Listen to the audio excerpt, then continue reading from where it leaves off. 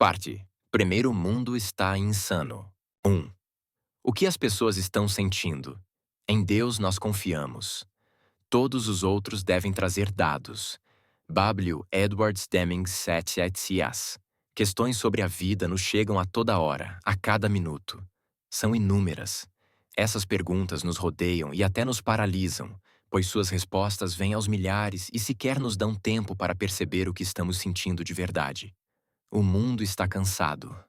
Há muita tristeza, angústia, ansiedade, medo, raiva, ódio, ressentimento, pânico, desconfiança, mas também alegria, amor, euforia, empatia.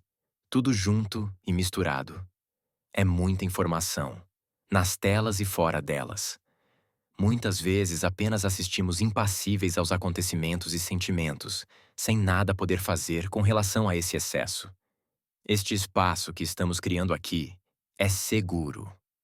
É onde poderemos conversar sem reservas, de maneira embasada, mas com leveza. Buscaremos respostas, não deixando de perguntar, quando necessário, a nós mesmos, em primeiro lugar, o porquê das coisas. Convido você à reflexão, a fim de que extraia o melhor de si. E no meio do caos do mundo de hoje, refletir é fundamental, não concorda? Apenas quando aprendemos a tirar proveito do que estamos sentindo, vivemos de modo pleno. Sem abrir mão de nossas tarefas do dia a dia, precisamos pausar, respirar, ter conhecimento para rever, para entender o que nos acontece e o que se passa ao nosso entorno. Assim, agiremos com maior segurança sobre os nossos sentimentos. Para isso, precisamos de referências. Entender que sentimentos bons e ruins podem advir de traumas antigos ou recentes, de má, de boa, de muita ou de pouca informação, de N interpretações e do que mais nos aflige hoje, o excesso de tecnologia e o impacto disso em nossa vida. Tudo o que sentimos reverbera amplamente em nossa saúde mental. Afinal, estamos expostos. O celular é a maior prova disso. Ele é um canal de entrada e de saída dos nossos sentimentos. E, como é uma tecnologia necessária em nosso cotidiano, a qual usamos por diversas horas por dia, acabamos nos tornando reféns dos algoritmos. Essa conexão nem sempre é saudável. Não tenho dúvidas de que essa situação contribui, e muito, para o quadro de estresse do mundo de hoje.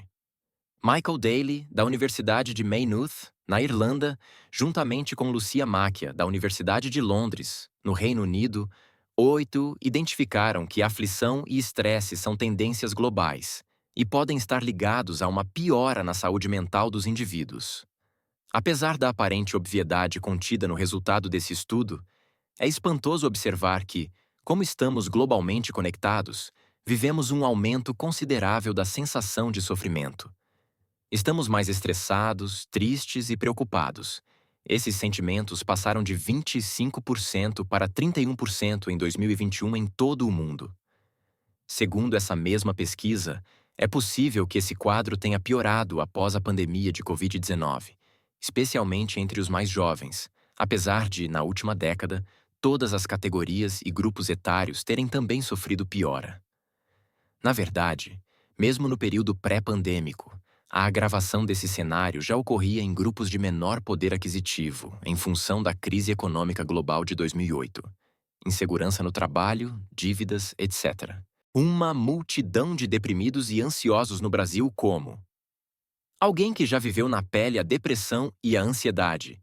Saber que, em um levantamento de 2017, o Brasil foi apontado com o maior índice de ansiosos do mundo, 18 milhões de pessoas.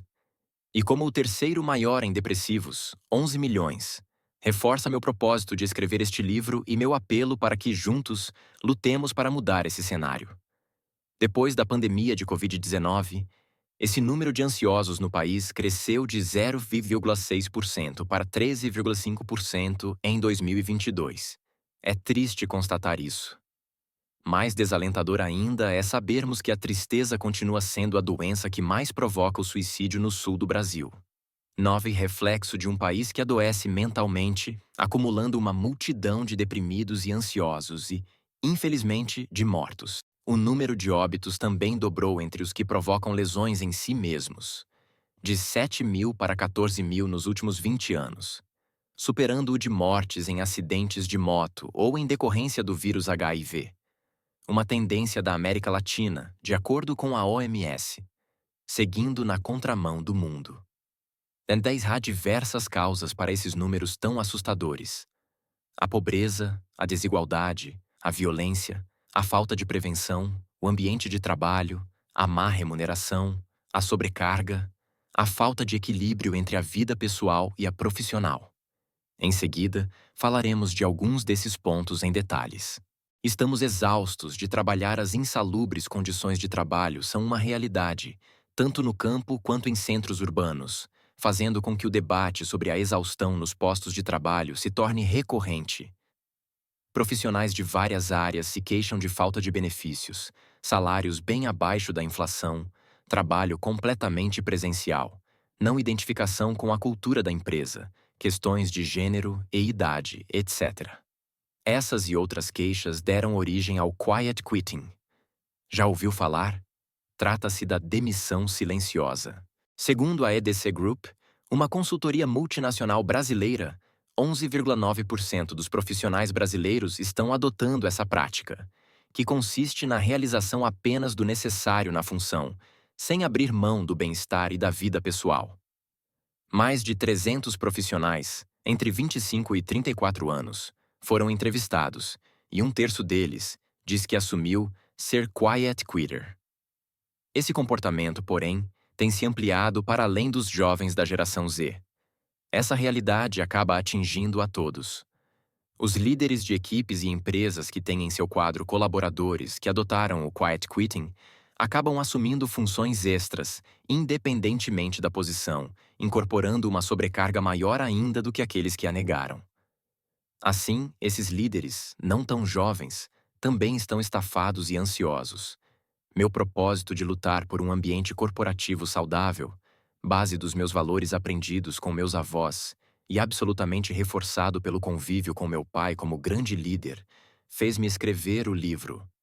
Sucesso é o resultado de times apaixonados como ferramenta de transformação do mindset dos líderes em busca de um ambiente que realmente coloque o ser humano no centro, em que o cuidado é a palavra de ordem, deixando muito claro que isso dá resultados financeiros extraordinários.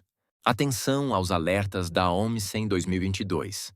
A OMS 12 divulgou um documento mundial revisado sobre saúde mental desde a virada do século, para governos, acadêmicos, profissionais de saúde, sociedade civil e todos os que têm o propósito de trabalhar na transformação da saúde mental no mundo. Alguns dados importantes desse relatório. 1 em cada 100 mortes é por suicídio, e 58% desse total tem menos de 50 anos. Para as pessoas com transtornos mentais, de cada 6 anos vividos, 1 ano é de incapacidade total. Pessoas com condições graves de saúde mental morrem em média 10 a 20 anos mais cedo do que a população em geral, por doenças físicas evitáveis. Abuso sexual infantil ou por intimidação são importantes causas de depressão. Mesmo antes da pandemia de Covid-19, 71% das pessoas com psicose em todo o mundo já não acessavam serviços de saúde mental. 70% das pessoas com psicose são tratadas em países de alta renda, contra 12% em países de baixa renda. Apenas um terço das pessoas com depressão em todo o mundo recebe cuidados de saúde mental. Nesse contexto, infelizmente, os mais pobres e desfavorecidos correm maior risco de ter doenças mentais, e são os que menos recebem cuidados de saúde adequados. Existem poucas pesquisas que investigam a conexão entre depressão e classe social. Mas, em um estudo encomendado pela Associação Brasileira de Familiares, Amigos e Portadores de Transtornos Afetivos, ABRATA, e conduzido pelo IBOP, em 2008, as classes C e D demonstraram ser mais suscetíveis à depressão. A pesquisa detectou sintomas depressivos em 25% das pessoas pertencentes a essas faixas sociais, em comparação com 15% nas classes A e B13. Parece que essa mesma tendência à maior incidência da depressão em classes sociais mais baixas se repete com relação à raça.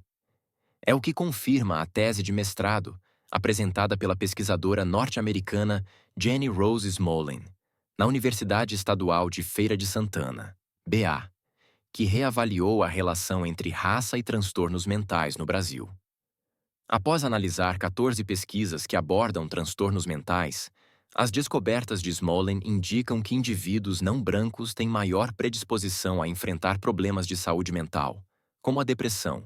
Essa questão pode estar associada a fatores bioquímicos. Os estudos mencionados anteriormente, 15, apontam que quando você se depara com uma situação de perigo, o nível de cortisol em seu corpo aumenta.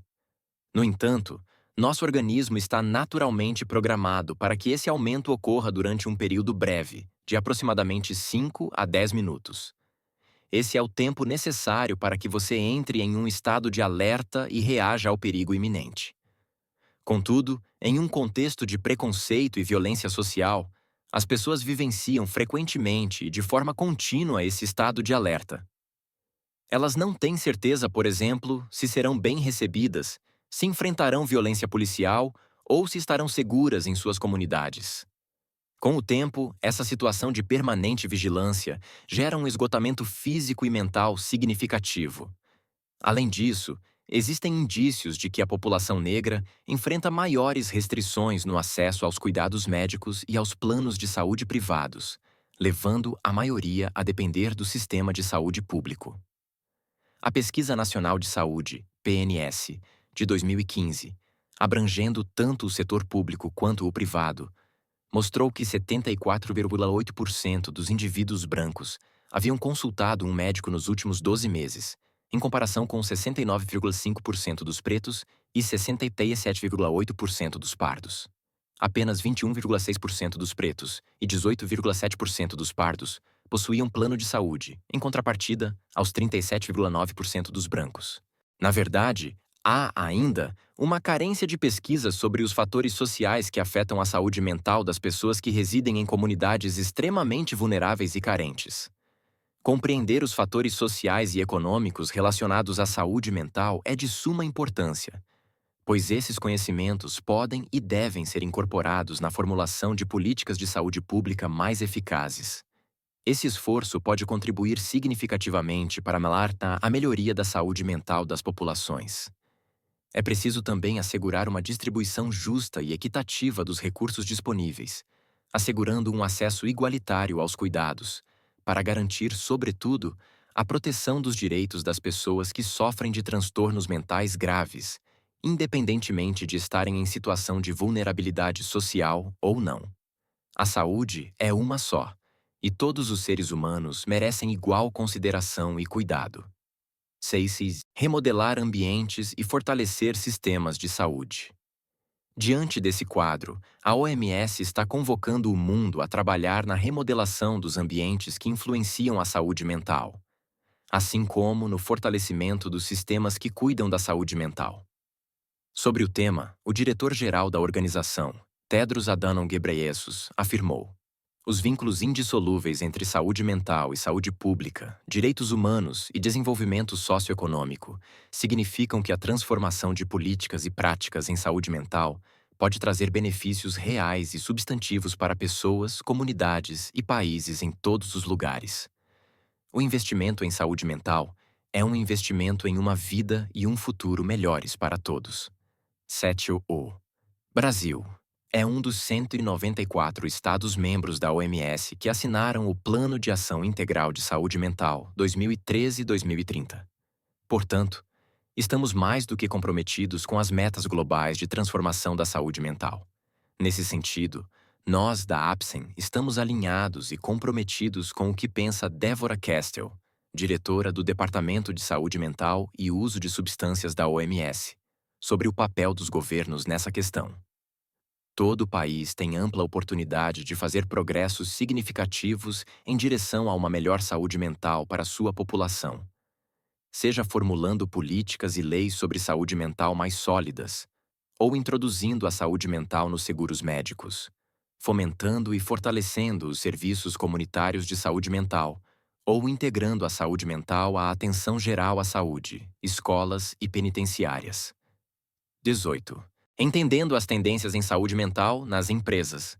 Segundo o Dr. Diogo Lara, 19 psiquiatra, neurocientista, ex-professor titular da PUC-RS, pesquisador com 160 artigos e 4 livros publicados, e cofundador do símbolo Blended Care, cerca de 30% dos colaboradores de qualquer empresa têm algum problema de saúde mental, mas somente 5% a 8% fazem algum tipo de tratamento. Sônia Lessie, especialista em diversidade e inclusão e diretora de experiências na Profissas, afirma: frases como "trabalhe enquanto os outros dormem" ou "ele chegou nesta posição na companhia pois se dedicou 200%", fazem parte do cotidiano de muitas empresas, que criam uma relação tóxica entre lideranças e colaboradores. As empresas precisam tratar com seriedade o tema, desenvolvendo ações estruturadas de acolhimento para todas as pessoas.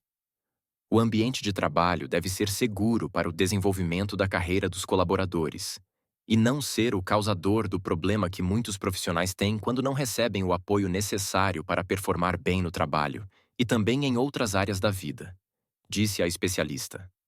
Ainda segundo Sônia, diversidade e inclusão são maneiras de ajudar a saúde mental das pessoas. As organizações precisam frear esse comportamento de achar que o trabalho exaustivo é sinônimo de dedicação. O trabalho estratégico é sinônimo de sucesso, na minha opinião. É imprescindível olhar para cada pessoa como única, abrindo espaço para ela ser quem é com segurança, mas que tenha acesso a recursos para identificar suas vulnerabilidades e conseguir ajuda quando precisar. E, por favor, parem de dizer para as pessoas que elas têm síndrome do impostor. Você se sentir uma impostora ou impostor não é uma síndrome. Isso é resultado dos diferentes mecanismos de exclusão e violência sociais dos quais enfrentamos todos os dias, como o racismo, o machismo, a LGBTfobia, o capacitismo, entre outras violências que machucam e impactam o dia a dia de muitas pessoas. É crucial que a pauta diversidade e inclusão seja incorporada à agenda das organizações. Eu luto há 20 anos, desde o início da minha carreira, por essa causa. Ela auxilia a área de gestão de pessoas e as lideranças a compreenderem o impacto das microagressões, dos vieses inconscientes e de outras formas de violência e restrições na saúde mental e na segurança psicológica no trabalho. O objetivo é direcionar estratégias, processos e recursos para promover o pleno desenvolvimento dos indivíduos no ambiente profissional. Para isso, as organizações devem estabelecer uma cultura que promova a saúde mental, garantindo que sua equipe receba apoio e recursos para contribuir com o valor do negócio. O primeiro passo é abrir diálogo sobre o tema.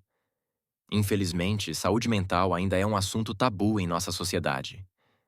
Precisamos quebrar esse preconceito e criar um ambiente seguro e acessível para as pessoas receberem ajuda.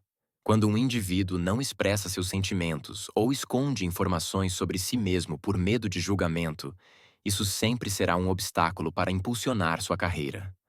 Sônia manda um recado fundamental a todos que exercem cargos de decisão e têm o poder de realizar uma transformação nesse quadro.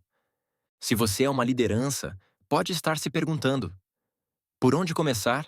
Reconhecer que é preciso mudar é o primeiro passo. Depois, conte com a ajuda de profissionais especializados.